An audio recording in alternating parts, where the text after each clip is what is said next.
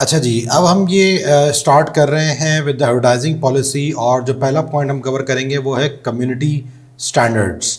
तो कम्युनिटी के कुछ स्टैंडर्ड्स हैं फेसबुक के, आपने उनको फॉलो करना है और इंस्टाग्राम की भी अपनी कम्युनिकेशन कम्युनिटी गाइडलाइंस हैं, तो आपने इनको भी सामने मद्देनज़र रखना है। कम्युनिटी से मुराद ये होती है कि वो चाहते हैं जी आपकी जो कम्युनिटी है उसकी हवाले से आपने बात करनी है और मेक श्योर करना है कि कम्युनिटी के अंदर जो कुछ भी नॉर्म्स हैं उनको आपने डिस्टर्ब नहीं करना। तो ऑथेंटिसिटी मतलब कोई भी कंटेंट आपने करना है तो मिस रिप्रेजेंट ना करे, वो रियल हो। सही है, झूठ, धोखा, misleading content is not allowed. Safety के अगेंस्ट ना जा रहा हो कंटेंट। प्राइवेसी, वो चाहते हैं कि कम्युनिटी के अंदर प्राइवेसी, हर बंदे की जो ज़ातियात है वो क्या कहते हैं महफूज रहे।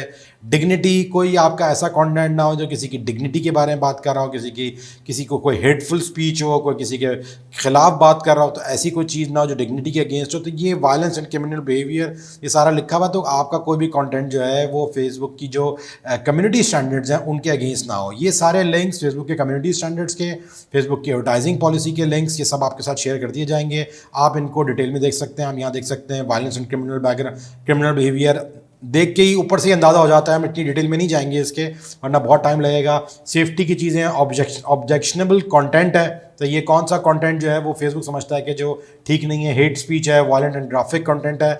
मतलब मैंने जैसे आपसे अर्ज़ किया कि खुद इंसान का बेसिक सेंस भी होता है, वो समझता है कि ये चीज़ें अलाउ नहीं हैं, ठीक है। लेकिन इनको पढ़ना और समझना बहुत ज़रूरी है क्योंकि गोरों के स्टैंडर्ड्स कुछ थोड़े से हमसे बेहतर हैं, सही है, इन टर्म्स ऑफ लोगों को डील करने के हवाले से।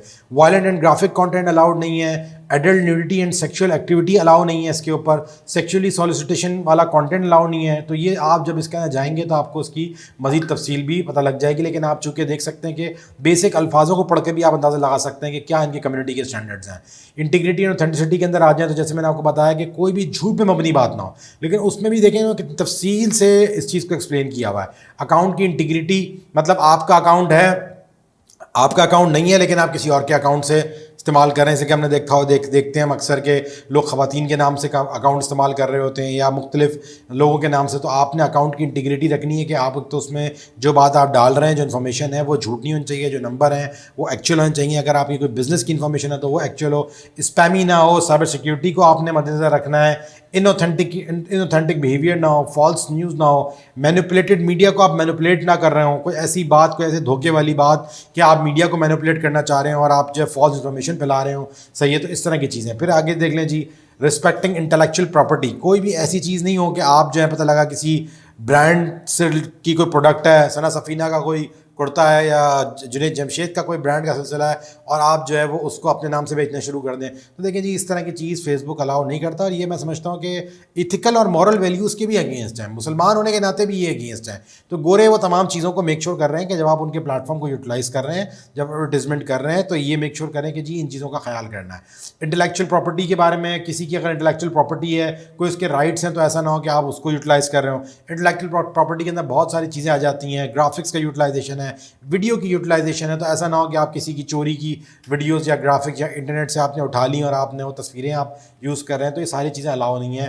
Content related request and decisions के बारे में भी तफसील से बताया हुआ। तो ये कम्युनिटी स्टैंडर्ड्स हैं और ये कुछ जो है वो इंस्टाग्राम की कम्युनिटी गाइडलाइंस हैं।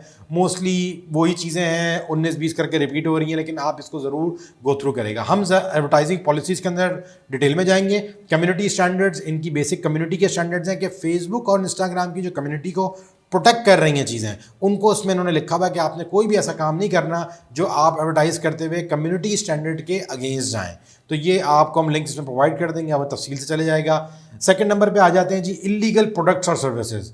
कोई भी चीज़ जो इलीगल है, सही है, उस अलाउ नहीं है, लीगैलिटी के इश्यूज़ हैं, चाहे वो हमारे मुल्क के अंदर वो लीगल ना हो, वो अलाउ नहीं है। अगर हमारे मुल्क में वो इलीगल है तो वो आपका, अगर आपका कोड ऑफ कंडक्ट इसको अलाउ नहीं करता तो ये आप उसको नहीं एडवर्टाइज कर सकते। कल कला को आप इसको समझ लें इस तरीके से कि आपकी कंट्री के का जो लॉ है वो भी उसके अगेंस्ट जा सकता है। चाय पीना बहुत ज़रूरी है ताकि जो है वो मैं बोल सकूँ उन तमाम चीज़ों के ऊपर। सॉरी।